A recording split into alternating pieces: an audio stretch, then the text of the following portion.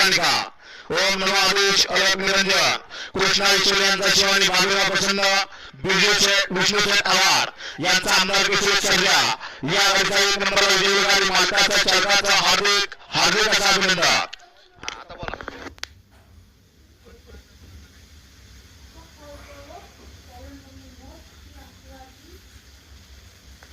या शिववाल्याचे मुलं आदरणीय या ठिकाणी गिरी मेजर साहेब यांच्याकडून या ठिकाणी ड्रायव्हरला 500 बक्षीस आहे।